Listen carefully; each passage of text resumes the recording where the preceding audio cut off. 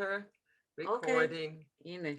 Hello, everyone. Welcome to another episode of Tzuzamen. Hi, Tzipi. Shalom Tzili, and we are here, as you know, in order to open our horizons and learn something new that maybe we didn't think about, and there are a lot. So today We have Gili Roman, an Hi. amazing educator. Was the principal of the EMIS school in Akfar Yarok till last year. and he will tell us what is EMIS. Yes, and he was on his way to tour remote places in the world to check out an interesting educational system, and the corona left him home. And then eventually he did go and he got stuck some other places, but at least the good thing that he's writing books, and he's a great writer and he's a great speaker and he's a wonderful. She's a wonderful cheerleader. Yes. Thank you. Yes. We It have was to worth put the right coming. We costume. can stop here. We can finish. Thank you. Yeah, that's fantastic. So first So- of all, can you tell us what is EMIS? Because every time somehow it comes up. What is EMIS? Yeah. Okay. So obviously it comes up. It's very precious to Tzili and also to me. EMIS is the name is Eastern Mediterranean International School. It's a boarding school, international boarding school in Israel. It's a relatively small and new school. I think this year it's their seventh year. 6, 7. And around 170 students from 50 countries. Wow. They are all coming, especially for this school. It's high school, so it's from, let's say, 15 to 18, 19. So they're doing their 11, 12 grade and some teen graders with a special program. And I think that what makes this school unique, on top of everything that I already said, is that it has a special mission. First of all, that it has a mission, and we'll talk about it probably during the conversation. EMI's specific mission is to make education a force for peace and sustainability in the Middle East. And it means that it's a very political school. It deals with conflict resolution and conflict, not only the resolution. It deals with sustainability, with environmental issues, with many difficulties and challenges in the world. And it uses education, the fact that the students are here, their variety, their ideas, their motivation, and the thing that they actually learning at school, to try to see how they can make a change. And this is also why the school motto is the school for change. So And but the parents who send their kids to this area, which now it's quiet, but sometimes, it's not quiet. So the parents are the one who are liberals and political oriented, or the I think kids? it's mostly this. I think it's mostly comes from the students themselves. We see that most of the students that are coming are coming with like a very deep motivation, something that is embedded in them to change their life, to do something different. And mostly they are the ones that are pushing their parents. Sometimes they have very supportive parents, and sometimes they need to do a whole campaign at home. I heard many times about students that had to do presentations and stories and show the crime rates in Israel and compare them to their hometown and show how Israel is safer, although we hear a lot of negative things about the situation in the media. Obviously, there are difficulties and there are also things which are kind of like hazards in this area as well. But mostly the motivation comes from the students. And I think that if they have a supportive family, it's a key for success. So most of the time when we accepted the students, I was there for 4 years. Now I'm not there over a half a year now. So we mostly try to accept students that like the whole family is up for the challenge, because it's a challenge for the whole family. And I forgot to say that 20% of these schools are Israelis and 20% are Palestinians and students from the Middle East.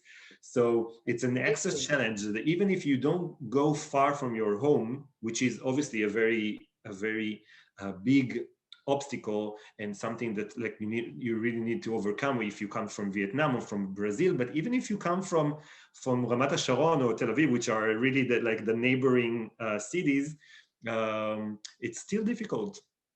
The thing is that not like all the other schools from the IB program that are spread all over the world. This is the only place that is dealing with the peace, but it's really in the region that is handling or supposed to handle this situation all the time. So it's like it's a real thing. It's a real place, not like semi or theoretically you talk about. I think be more specific. So in what way they are engaged in, let's say, the Palestinian-Israeli conflict? Yeah, so I think that we can divide it into maybe 3 layers of engagement or personal involvement. So the first one will be human interaction. So you have friends or colleagues which are from opposite sides of the conflict. So, for example, if I am coming from the Netherlands, there's a high chance that I will be in a room with a Palestinian and an Israeli. Okay, or maybe I will be with someone from Morocco and someone from Israel, or there are also other conflicts in the world. But let's try to focus on this local one. So during the day and during every week, I will have to interact with those people, to hear their stories, to hear their complaints, to hear the difficulties that they are living through their life, their narratives, their agendas, their political agendas. And on the very human level, I will have to be engaged. It means that sometimes I will have to argue with them, maybe debate, maybe even fight, not like violent fight, but very passionate arguments and discussions that can go through the night. And sometimes they also fund themselves into the school system. So I think that like the second layer is where the school invites difficulties. This is how I used to describe it to the students, that part of the agenda that I believe in and what I try to bring to EMIS during my time there is to see difficulties as something that the school needs to invite, needs to welcome. It means that a lot of times schools, not related to conflict necessarily, like to political conflict, in many ways, when they see something which is starting to create tension, which started to create a rough debate. So that can be a lot of time political, but that can also be social. A lot of time, what schools try to do is, okay, let's calm down. Let's take it out of the classroom. Let's take it out of the school. This is not our business to be political. This is not our business to argue or to fight. And I think let's stay safe and not deal with this. Yeah. So and I understand that like a lot of time it seems like let's make school a safe zone for the students. Well, I personally think that the school needs to be a safe zone in terms of it cannot be violent, it cannot be an oppressive place, but in terms of ideas and in terms of arguments, it cannot be a safe place, because that means that you need to do a distinction, a very clear distinction between real life and school. And I think that this is a very... The truth is that I think the definition of a safe place, it's a safe place that you can raise these issues, you can open up, and you'll be able to handle it and get absolutely, or to express yourself. And we know to express yourself. And you know that many times students in their interactions during the time at EMIS, because we do invite conflict, which means that sometimes we'll sit in school assembly, we call it Cardo at EMIS, and I will say for the whole school, I know that there is a debate going on between you behind the scenes. I want to invite it.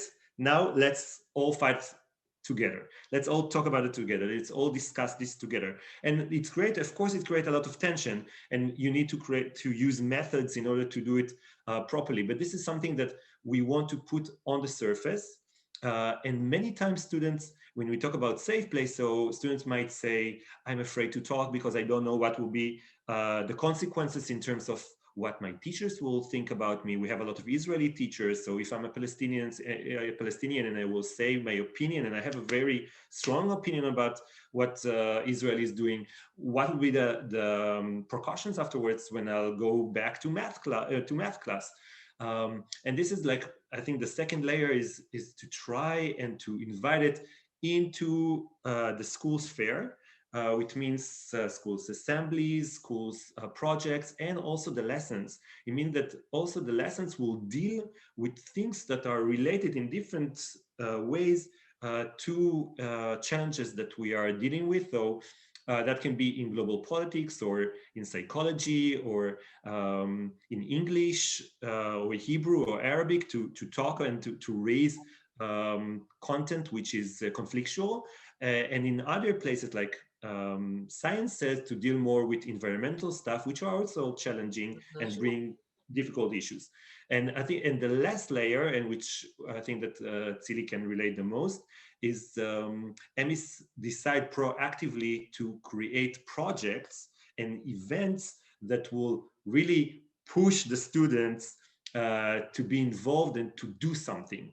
Okay, so they themselves will be an active participant of something that is conflict related. So I think that like to give the peace simulation as an example will be the easiest for me, because the peace simulation that we've created with Tzili and the Charney Center as a conflict resolution center, it's something that I debated a lot, and many people warned me not to do it because basically what we are doing, we are inviting the students for 24 hours more or less, and we are telling them, okay, this is one of the biggest conflicts in the world. Now go, get into it, and try to see what you can do, how you can solve it. And so is it play rolling? It's a role play. It's a role play. Sorry. Yeah, it's a role play, and but it's a very difficult role play. It's a very difficult role play for the different sides, for the Israelis and for the Palestinians, but it's very difficult for the internationals also, because they need to take a side at least for 24 hours.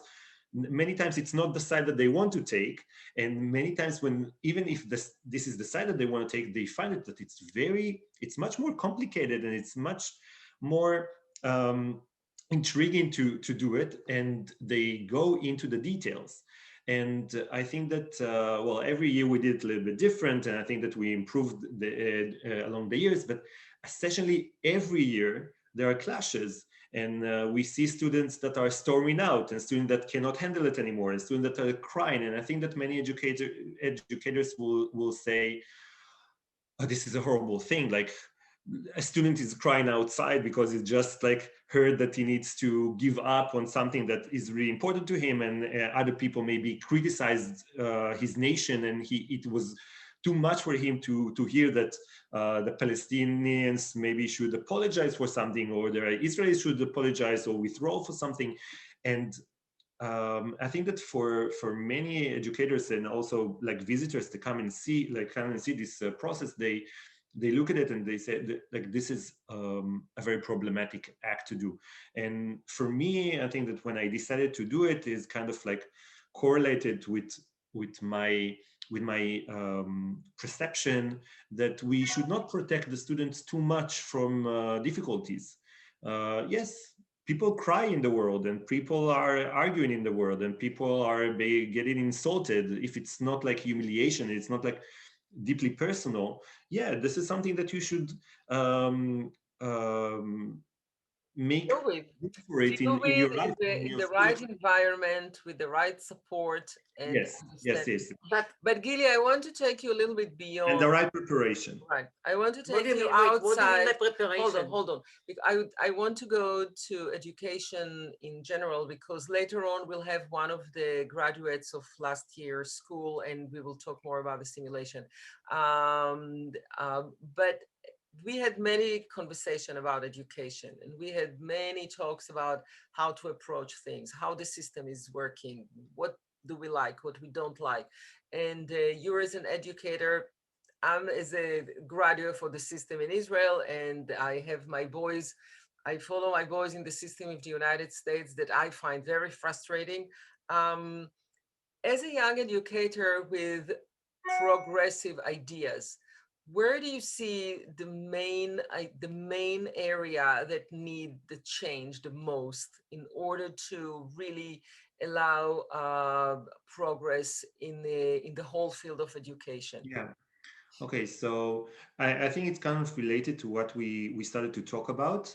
Um, and you mentioned my book. So in my book, like I have a chapter about change that is like By the related. way, I just want to say that Gili speaks to the kids a lot, and there are many events that he gives them.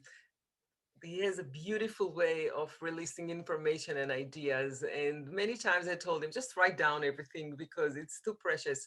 And thank God, you know, he got stuck at home, so he's doing it. It's really a basket of goodies for kids to get for the road. So I hope. yeah.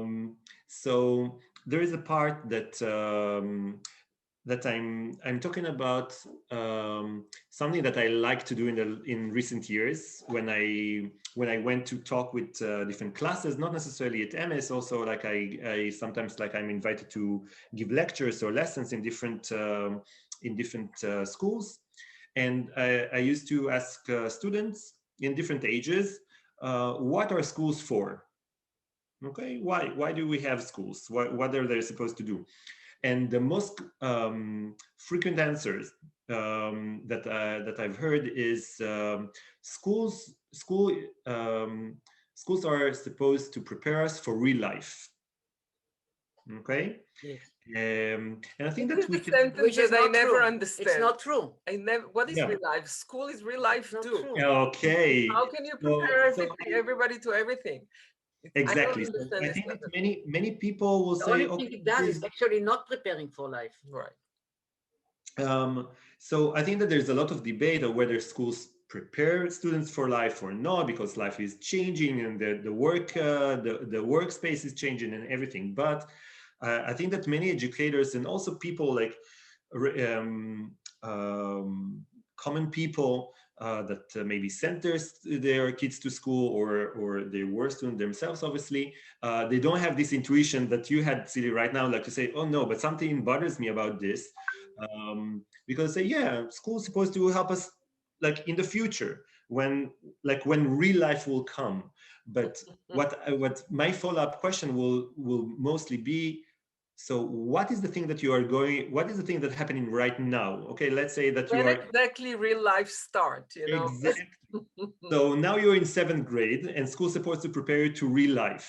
So what is right now? What is going on? This is not real life. This is not reality. What is the thing that you're experiencing right now?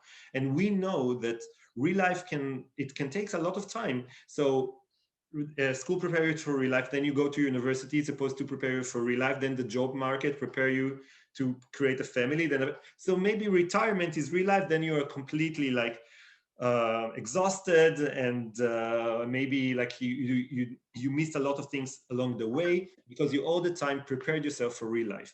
So no, I think that every point in our life is real life, and schools many times they forget it.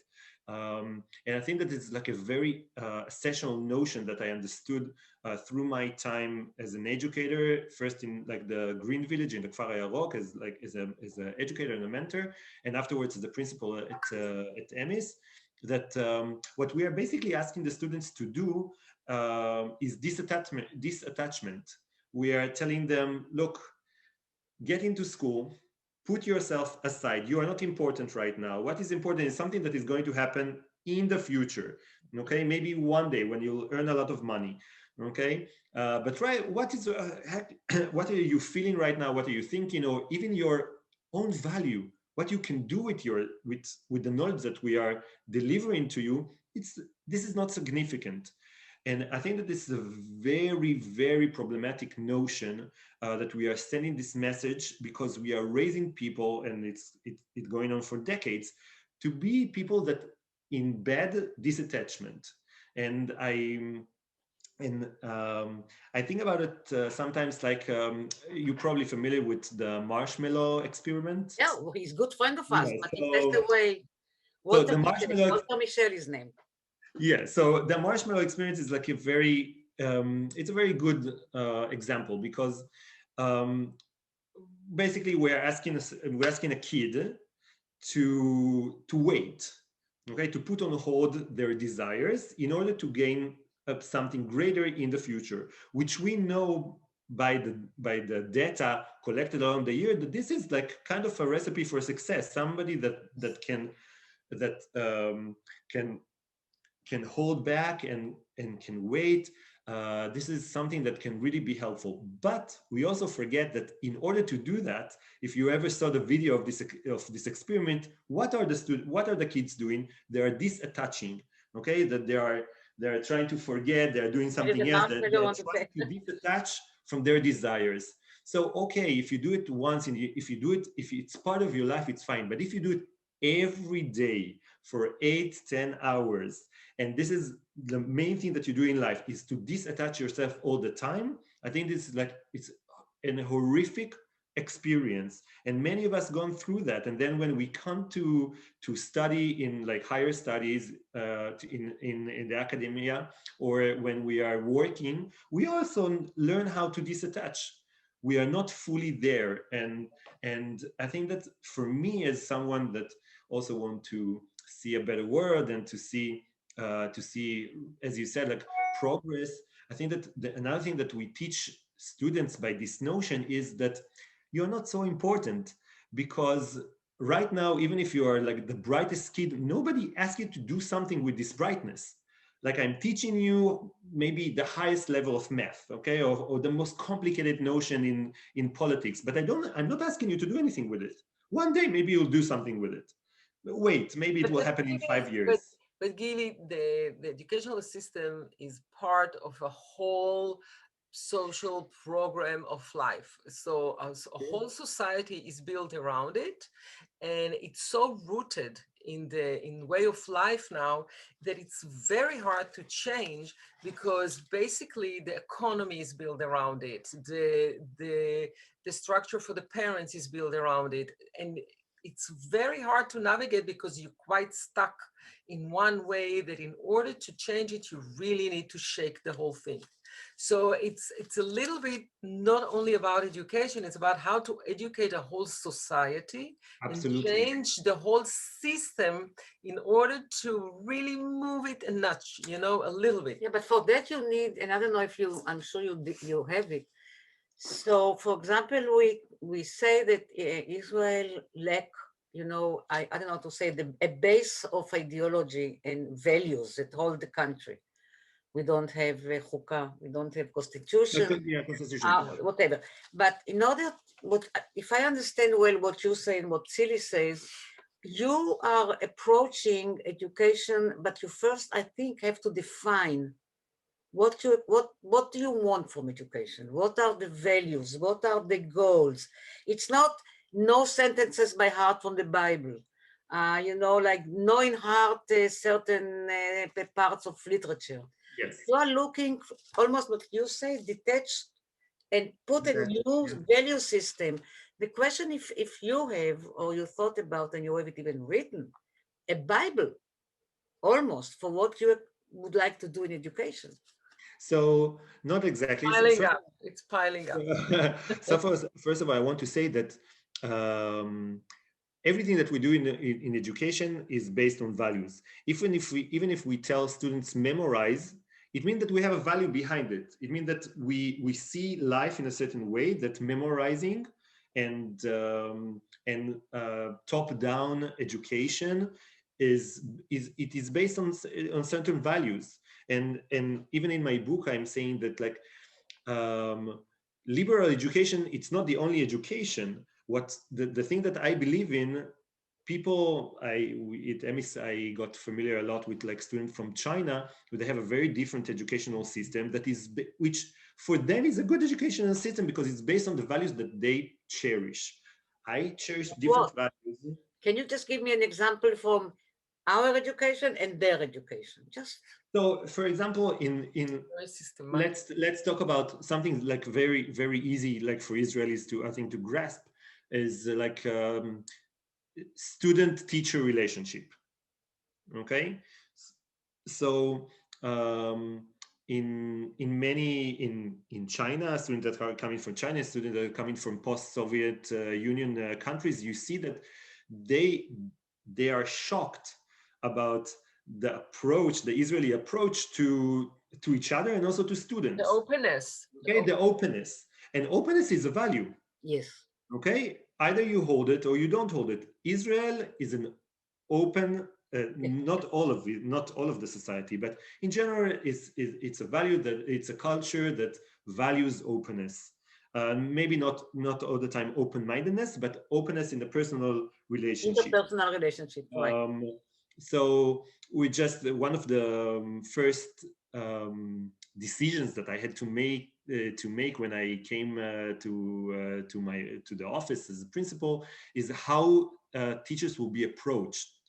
So whether they will be approached by their personal name that I'm used to as an educator in Israel, or they will be called Miss or Mr. and their personal name, like Mr. Gili, or they will be called Mr. and Miss with their last name, okay, like Mr. Roman. And I had different educators from different cultures.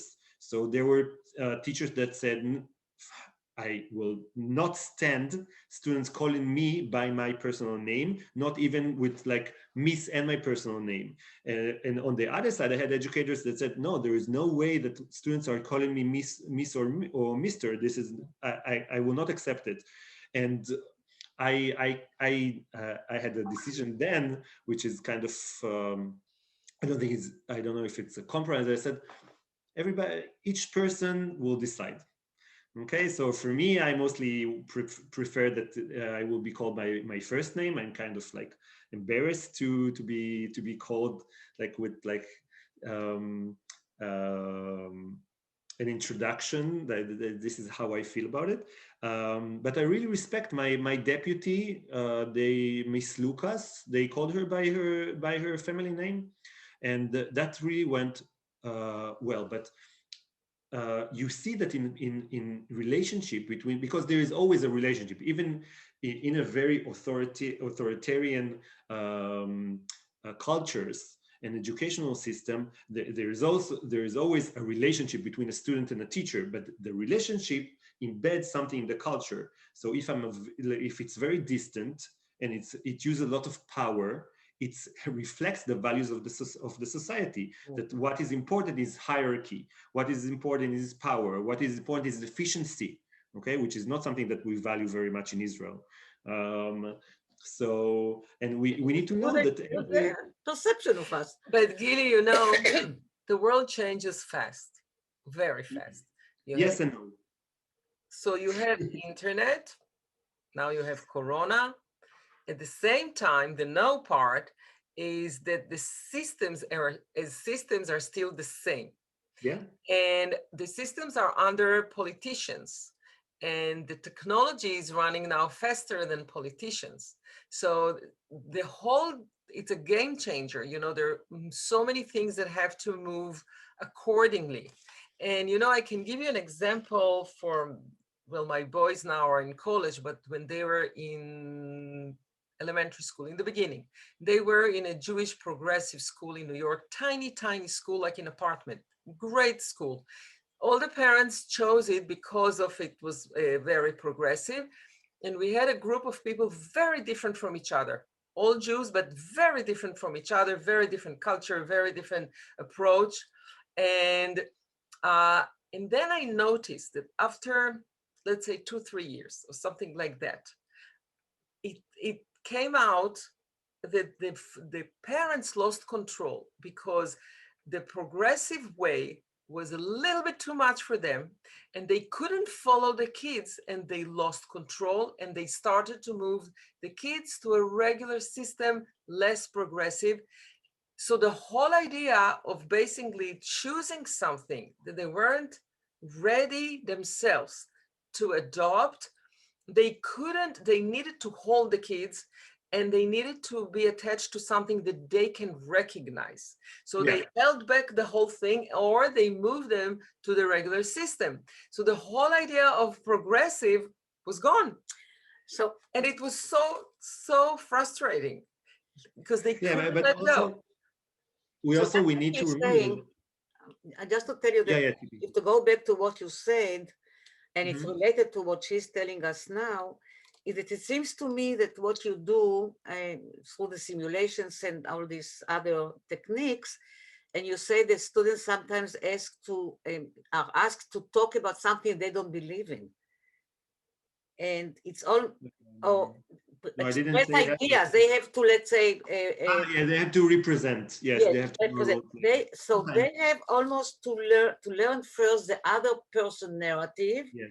Try to understand it, see the value of the other side, and then otherwise they cannot do it. Now the parents that you're talking about didn't even try to look to get deeper into the narrative of what does it mean to be liberals. The parents that I'm talking about did try, but they got to a point that they couldn't relate. You know, they needed the language that was familiar to them in order to be the parents of these kids. They couldn't. You know, the school offered classes for the parents to understand what we're talking about. It was really, that's growing up. But the parents were fighting because they couldn't understand the conversation, and they needed to be the parents at home, and they needed to be the leaders at home, and not to be led by which is important. I have to say that I think it's important. It's important, and also sometimes in like when we talk about progressive education, sometimes for many people, even for me, there are some things that are going too far. And not everything that is like open and progressive is necessarily working for everyone, necessarily beneficial. And I think that, as Tzipi said, like sometimes you consider yourself a liberal, but you didn't really think, what does it mean? Okay, what does it mean completely? And where are your boundaries in liberalism, in the way that you are raising your kids? And I want to say that sometimes we perceive technology as something that help us to move forward, okay, and that like it create a platform for maybe more democratization, and it's a more liberal space. I don't necessarily see that always. A lot of time, social media, for example, even like the accessibility in the internet is just an amplifier to a culture that already exists, and to social interaction. Preconceived ideas, preconceived ideas are very dangerous. Yeah, and sometimes they even like I really now I'm very interested in what happened in the stock market in the US with Stop Game and Bitcoin. And the short, and you see that okay, there is like kind of like a perception of democratization, and we can take down Wall Street, but in the end the system conquer you. Is it's very strong, it's powerful. It's very powerful, but also you yourself, you don't necessarily know how to effectively use the fact that you have an open field. Okay, the fact that you can be very, very easily manipulated to, for example, buy a stock that you you are going to surely lose money for buying it, and for a purpose that maybe somebody is manipulating you and pushing you to do something that is going to be counterproductive for you, but very productive for him, for like even a social justice cause. Okay, and so I think that, and we see that also a lot in social media, and where students are engaged, that a lot of time, and I like to use social media and the net in order to teach. I think that it has a very it's very effective sometimes, but also I see how it can just be an amplifier to the way that we already interact with each other, and the way that we socialize. And just the issue is that, as you said, Tzili, it's a little bit like out of our control because we don't really know the system.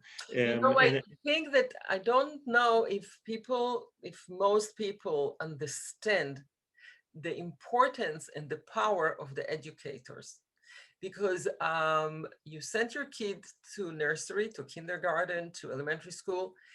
They don't understand that the person that is with them, this is their world, and how important it is to direct them well and take good care of them. And at the same time, and since we went to the stock market and we're in the United States, the whole society is, from the minute you get married or you think about a kid, you're invested in the whole system that covers you from the nursery school after the academia. And it has nothing to do sometimes with education. It's an economic structure that has to feed itself, take care of its workers. And by the way, you have zillions of students, passing through, and then they need to find themselves, and then they need to really lead the whole story. And it's very complicated, and I'm not sure that they're ready to change anything. True, but COVID may change. But I want changes, to be, but it's not there yet. Yes. Yeah, but I want to be the devil advocate for a few minutes about this, because on the other side, I want to say that it's quite incredible that as a society we invest so much in the progress of our kids.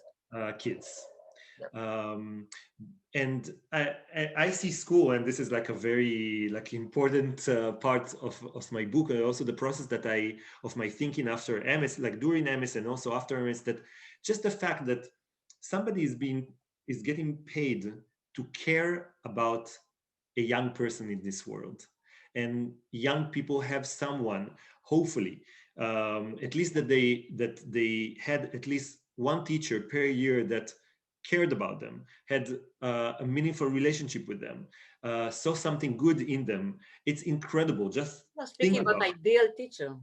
Yeah, that good in them. That's amazing. Yeah, and I think that many people do have these teachers. I think that we need more. I think that I don't know how. I don't know. I wouldn't use many, because I think for our generations, I think if you had one in your entire life, this was like, wow, to have one person that believed in you or was great to you or really carried you on. This was unusual. Well, I think that if I'll see Israel, since Israel is a very relationship-oriented culture, so I think that more students have this, and I think that this is kind of also in the ethos of Israeli teachers to be there. To be this warm, caring character, but this is also coming back to the system and to expectations. What is the most important expectation from a teacher? I think that the most important expectation from a teacher is, first of all, be a caring human being. Then you can be an excellent math teacher, and you can be a brilliant. But this is about every profession. We just talked with Natila. We were talking about physicians. And it's amazing that the idea that when you take care of a patient, you have to touch him. You have to give him physical and emotional, every profession, you have to be a mensch first. A mensch is like a person, a good person. You have to relate to people as people, because otherwise you cannot reach them, And I think that since education is basically socialization, and those are our role models, even if you have a negative role model or something that doesn't see himself as a role model, he still is. Okay. And this is why I think that it's so important. Role model is not necessarily positive. It can be also a negative. We have to remind ourselves. I think the schools, every school has to really almost remind themselves that this is what Exactly. The most important, and why they even, but you don't take it for granted. You have to remind, it's not a shame or embarrassing to repeat it. Doesn't show that you're supposed to be a great teacher, math teacher, or stuff like this, but there are things which are more important. And I think that what I understand from what you guys are doing is really establishing set of values which are more important for the future. And you have to do it now in order to become that. Like, for example, care for the other, understand the other narrative. Like there is more, I'm sure, like be honest. Whoa. Be honest. Also, I don't know if you're even dealing with language. I mean, if you, especially in Israel, if you listen to how the parliament, how they talk, it's a disaster. What do we learn from them? But if you have sentences, way of delivery, like, I wish you would, like, sorry if I'm wrong, whatever, that will influence everything in your life, including in your relationships. Right. But so I have a feeling, and you correct me, that you in EMIS also deal with the way we talk to each other. But I want to stop for a second, because we have a graduate of EMIS with us, and I want to let him in. So Jaime, show your face for a second. Not for a second, just to answer us something. Here is Jaime. So this is Jaime Musso. Jaime graduated EMIS last year, and this year he's doing a gap year, and he's working with us at the Charney Resolution Center and with EMIS. And as we speak, they're working on preparing the peace talk simulation that is going to take place in mid-February. So Jaime, you were listening to the whole conversation. I didn't move. I was here. Right. Just tell us in few sentences, from a point of view of a student, of the student in EMIS, how can you relate to everything that we were talking about? But first of all, what the hell? How did you come to this place, to Israel? What made you even want to absorb those ideas? Where did you get it? Why EMIS, Jaime? It was hard to make it short. You asked 4 different things, but I will try. Yeah, of course 4. We are there. He's fast, it's good. So first of all, why EMIS? Why Israel? Or better, EMIS first. It was just that I always grew up with, so my dad is Italian and my mom is German. So I always felt like there was more than just the single communities that I was exposed to. And I really felt like my traditional Italian school, as you were mentioning before, it was just feeding me information and preparing me for the possible future in the society, but it wasn't stimulating me enough. And this is why I decided to join an international school. And I picked EMIS not because it was in Israel, not because I had any interest in the conflict that came later, but just because I wanted this experience that was different and more stimulating and getting to know people from all around the world, etc. And then moving on, I think I really like what you mentioned about how in the society school it is presented to us as if school is preparing us for the real life, and that follows like an ideal that we become real people only once we're productive in the market. And that's something I really asked you, what do you want to be? First thing I asked you, I failed. What do you want to be when you grow up? And he said, I want to be myself. I want to be myself. I want to be myself, because I don't think, as much as jobs and passions are important, I don't think the job is what defines you, but I will still answer the question. And I think in this moment, I'm very interested in anything that comes with documentary and filmmaking and linking it to journalism. So answering your question of a dream job, it would probably be to travel the world with my camera and a pen and report on different issues, report on different communities. Yeah, but this is really, I think, sorry to say it, almost an extension of EMIS and the philosophy, because if you make films and documentaries, you have to come up with a question that you would like to understand about yourself, the world.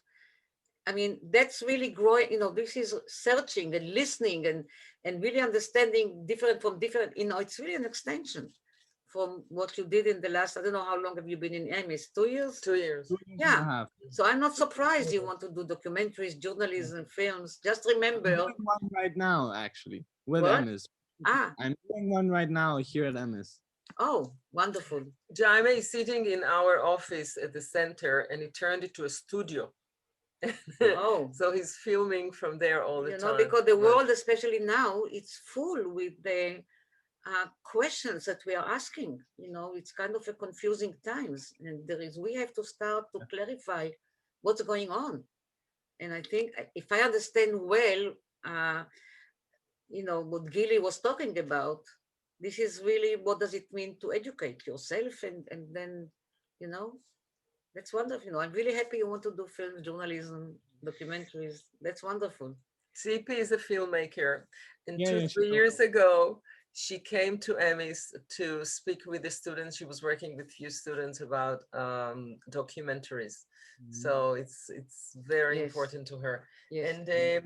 And I asked Jaime. Jaime is going to a special program that is going to study in 7 cities in the world, to go from one to another. And as I asked Gili before, when he was supposed to go on his journey, to follow with us, to allow us to really get their I will be happy. I will be happy to. experience from every place. Yeah. Yeah, but you know, but this takes what Gili and Tzili and all those people who are involved, and you now, it takes a lot of Sisyphus kind of way to attitude change. There is a lot of attitudes we have to change. And I wonder if it has to be both from the bottom up, go to the students, that they will start to demand changing the system. Mm-hmm. Yes, And but then, I think the role of the school is to allow a space where then students are empowered to step up and make the change. Like, you don't have to feed it to them.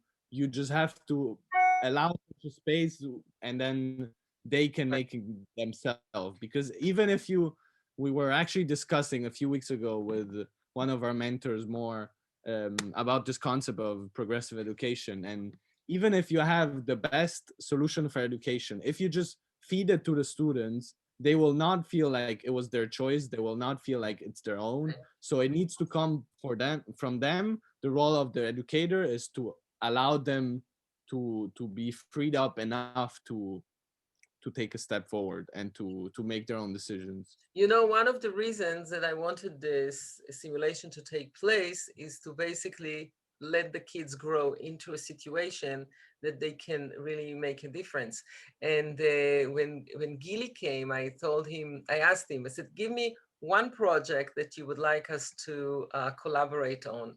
And he was mentioning the simulations. And I think that it's so important to create an environment for the young, and these are very special youngsters, I must say, because it's a great group of kids, a little bit unusual because they're all very forceful and ambitious and independent and opinionated. And I think that it's really an interesting lab to create an environment to grow from the bottom and demand more as you grow up. So it's For example, following what you mentioned about the simulation, the role of us as EMIS, Charney Center, and institutions and educators is to provide them with the framework of being able, like, to give them the chance to talk about the elephant in the room and to actually face this problem of the conflict. Because I think it is very complementary to what happens at EMIS, where students just deal with conflict in a very human way by just living with each other. So maybe they don't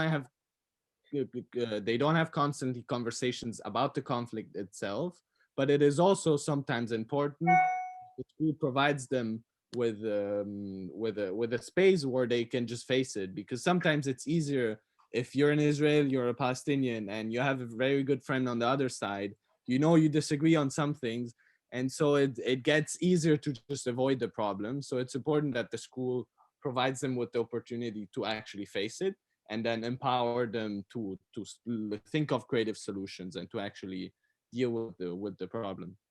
Gili, you participate in the preparations. Can you tell us a little bit about your part in the preparations for the simulation this year?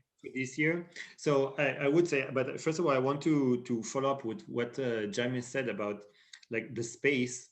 So I think like the space also is built also on an attitude, on an approach. And the most important thing, and it brings us back to the fact that real life is now, is that students need to feel worthy. They need to feel valuable.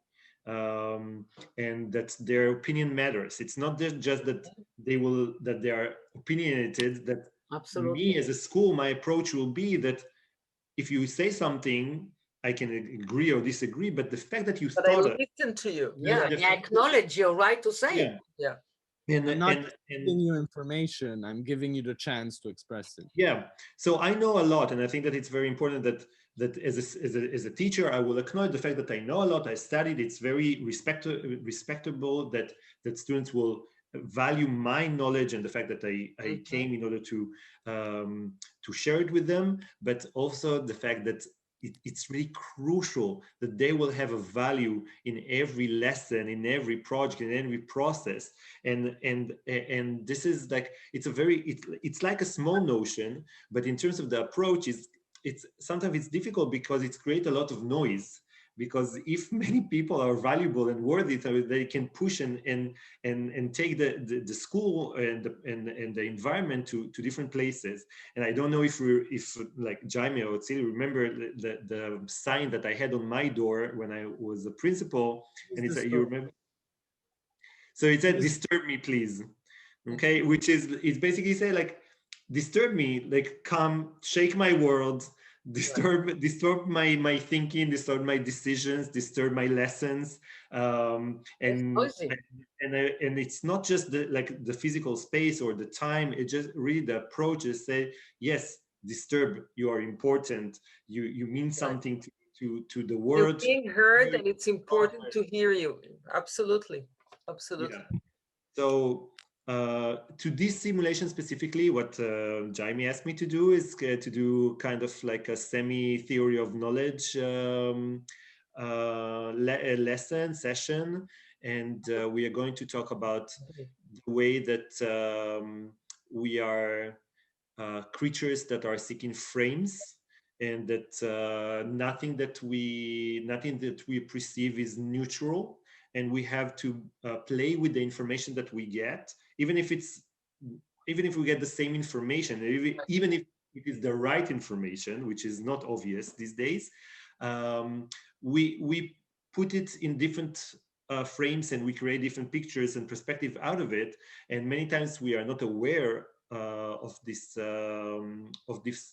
fact, and we clinch on this frame that we build for ourselves, and this perspective that we have, and we are very rigid with them. And we'll try in this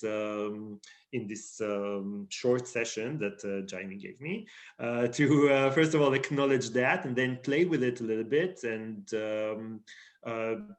do a little bit some kind of like a bit provocations of notions that are very strong, and they are founded on something. Okay, if I'm saying something like a very harsh political statement against the other side, many times it has some substance. It's not completely fake, but when I say it, I don't acknowledge other parts or other pieces of information, and we'll try to break it down a little bit in the time that we'll have, in order to have a bit more awareness and flexibility when we come into a framework of negotiation, and which really the flexibility and the ability to break things into components and to rebuild them in the fundamental. Yes. Guys, we need to end. It's wonderful to have you. I'm sure we'll hear more of you in the future. And from your students. We're going out to the world, right, to change the world. Wow. Or to bring the, to bring the change. We were already out in the world. I know. That's I true. know. And you're changing it. Good luck with the simulation.